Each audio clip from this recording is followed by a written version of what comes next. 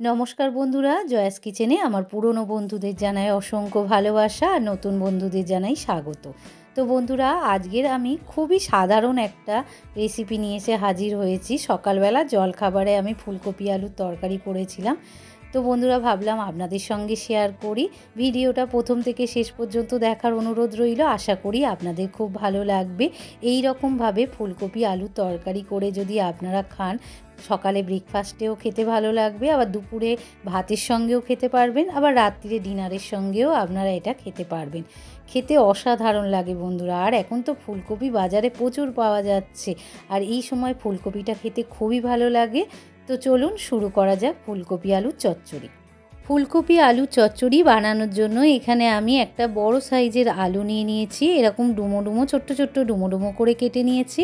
3টে কাঁচা লঙ্কা আর একটা ছোট সাইজের কপি এইরকম একদম ছোট্ট ছোট্ট করে নিয়েছি। আনাজগুলো আমি ভালো করে ধুয়ে জল ঝরিয়ে নিয়েছি। গ্যাসের ওপর আমি একটা কড়া বসিয়ে দিলাম। কড়াতে বেশ কিছুটা সর্ষের তেল আমি দিয়ে দিলাম।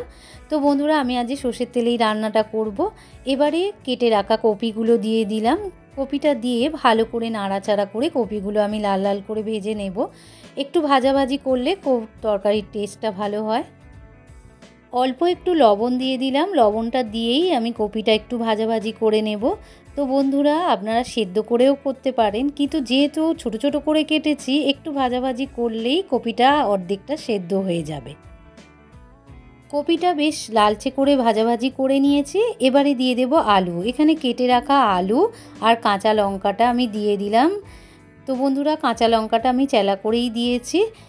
ভালো করে কপির সঙ্গে নাড়াচাড়া করে আমি আলুগুলোকেও একটু ভাজাভাজি করে নেব। এই রকমভাবে বন্ধুরা করে দেখবেন, খুবই তাড়াতাড়ি হয়ে যায়। আলু আর কপিটা বেশ লাল লাল করে ভাজাভাজি করে নিয়েছি। এবারে দিয়ে দেব মশলা। এখানে বন্ধুরা মশলা খুব একটা বেশি দেব না, যেহেতু জলখাবারের তৈরি তো রুটি দিয়ে খাওয়া হবে, তাই আমি অল্প করেই মশলা দিচ্ছি। এখানে ছোট চামচের হাফ চামচ গুঁড়ো হলুদ দিয়ে দিলাম, আর দিয়ে দেব ছোট চামচের হাফ চামচ গুঁড়ো লঙ্কা।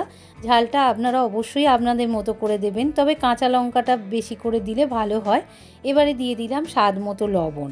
লবণ দিয়ে মশলাটার সঙ্গে আলু আর কপিটা ভালো করে একটুখানি কষিয়ে নেব বন্ধুরা। এই রকম করে রান্নাটা করে খেলে সকালবেলা জলখাবারে খুব ভালো লাগবে খেতে। খুবই একটা সাধারণ রান্না, কিন্তু খেতে অসাধারণ লাগে। মশলার সঙ্গে ফুলকপি আর আলুটা আমি একটু কষিয়ে নিয়েছি। এবারে দিয়ে দেব চিনি। চিনিটা অপশনাল, আপনারা দিতেও পারেন নাও দিতে পারেন, তবে জলখাবারের তরকারি তো একটুখানি চিনি দিলে খেতে ভালো হয়। যেহেতু আমরা একটুখানি মিষ্টি মিষ্টি খাই, তাই একটু মিষ্টি দিয়ে দিলাম। তো বন্ধুরা, এবারে দিয়ে দেব জল। জলটা দিয়ে একটু নাড়াচাড়া করে নেব। তো বন্ধুরা, আমার এখানে 2 জনের মতো তরকারি করেছি। আপনাদের পরিবারের লোক অনুযায়ী আপনারা আনাজগুলো বাড়িয়ে কমিয়ে নেবেন। এবারে একটা ঢাকা চাপা দিয়ে আমি 3 থেকে 4 মিনিট ফুটিয়ে নেব। 4 মিনিট পর আমি ঢাকাটা সরিয়ে নিয়েছি। রান্নাটা আমার একদম কমপ্লিট হয়ে গেছে বন্ধুরা, দেখুন। এবারে আলুগুলো আমি কিছু আলু একটুখানি ঘেঁটে দেব, খুন্তি দিয়ে একটু টুকরো টুকরো করে ভেঙে দেব। এতে তরকারির স্বাদটা আরও ভালো লাগবে। তো বন্ধুরা, আমার এই রেসিপিটা আপনাদের কেমন লাগলো? যদি ভালো লেগে থাকে তাহলে আমার চ্যানেলটিকে লাইক আর শেয়ার করে দেবেন। আর এই রকমভাবে বাড়িতে একবার হলেও বানিয়ে খাবেন। আর কমেন্টে জানাতে ভুলবেন না যেন আপনাদের কেমন লাগলো।